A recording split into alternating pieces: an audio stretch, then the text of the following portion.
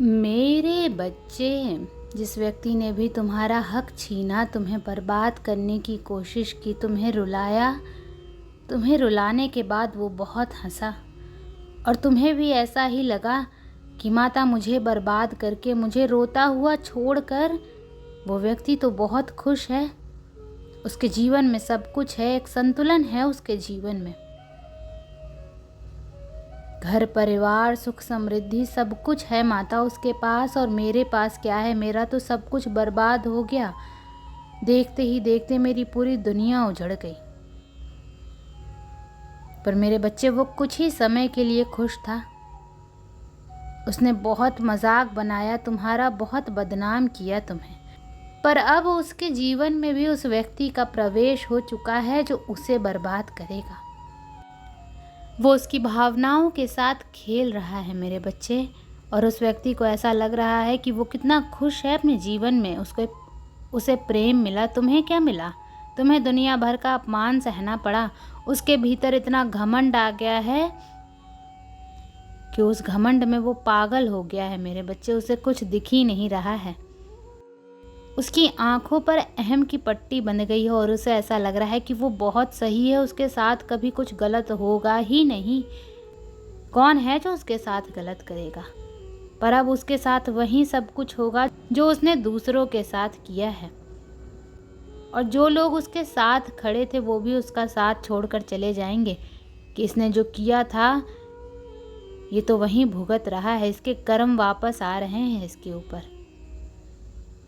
इसीलिए कहते हैं मेरे बच्चे कि उतना ही बुरा करो जितना बुरा सहने की शक्ति हो। पर वो व्यक्ति इन बातों पर यकीन नहीं रखता, वो व्यक्ति कर्म पर यकीन नहीं रखता है। उसे ऐसा लगता है कि वो किसी को भी रुलाएगा, प्रताड़ित करेगा, उसके ऊपर पलटकर वो बातें कभी नहीं होंगी, उसके साथ उतना बुरा कभी नहीं होगा, क्योंकि वो अभी तक तो खुश है। उसने इतने लोगों को रुलाया, इतने लोगों के साथ छल किया, धन लूटा, क्या कुछ नहीं किया उसने लोगों के साथ, पर वो खुश है। वो अभी भी हंस रहा है। उसके पास धन दौलत है, उसके पास उसका प्रेम है, उसके पास परिवार है, और इसी घमंड में जब वो किसी व्यक्ति पर सबसे ज़्यादा यकीन करेगा, ये सोचकर कि उसे सब कुछ मिल रहा है, तभी उसके साथ धोखा होगा, जैसे उसने तुम्हारे साथ किया था। जब तुम उस पर सबसे ज़्यादा यकीन करने लगे थे, अपनी दुनिया मान बैठे थे, तभी उसने तुम्हें अपना असली रंग दिखाया था।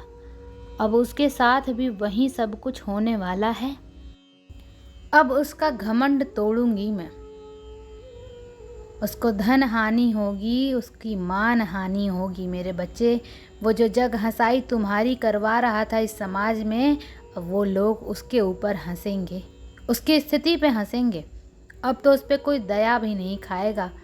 लोग यही बोलेंगे कि किस बात की दया इस व्यक्ति पर, इसने इतने लोगों के साथ इतना छल किया है, इतने लोगों को रुलाया है, एक ना एक दिन तो इसे गिरना ही था,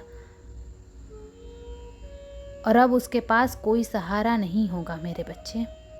तभी मैंने तुमसे हमेशा एक बात कही है मेरे बच्चे कि हमेशा सकारात्मक सोचो, अच्छा सोचो। बुरी सी बुरी परिस्थिति में एक अच्छी बात ज़रूर होगी तुम्हारे पास जो बाकियों के पास नहीं है।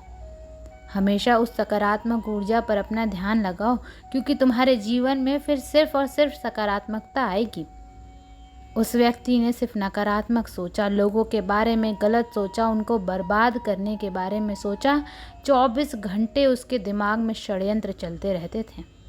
तो आज उसके जीवन में भी ऐसे ही व्यक्ति का प्रवेश हुआ है जो उसे बर्बाद करना चाहता है। शेर को सवा शेर मिल गया है मेरे बच्चे, और अब तुम्हें कुछ करने की ज़रूरत भी नहीं पड़ेगी। तुम्हें किसी से बदला लेने की ज़रूरत ही नहीं है। तभी मैंने हमेशा तुम्हें एक बात समझाई है कि तुम व्यर्थ ही अपने आप को बीमार कर रहे हो, रो रहे हो। जो लोग बुरा कर रहे हैं, बुरा सोच रहे हैं, उनका बुरा नहीं होगा, ये हो ही नहीं सकता है। ये इस ब्रह्मांड के नियम के विपरीत चला जाएगा मेरे बच्चे। तुम्हें उन लोगों को हंसता हुआ क्या सिर्फ देख कर ही दुख पहुंचता था कि माता इस व्यक्ति की शक्ल ही नहीं देखनी मुझे, पर तुम व्यर्थ ही खुद को तकलीफ दे रहे थे। ये बात तुम्हें धीरे धीरे समझ में आ जाएगी। और ऐसे व्यक्तियों का कुछ नहीं किया जा सकता मेरे बच्चे। जब परिस्थिति खराब होगी वो रोएगा, वो मेरे दर पर आएगा, वो तुमसे माफ़ी मांगेगा, वो हर व्यक्ति के सामने गिड़गिड़ाएगा, वो ऐसा प्रतीत करवाएगा कि उसे कितना अफसोस है अपने किए पापों का।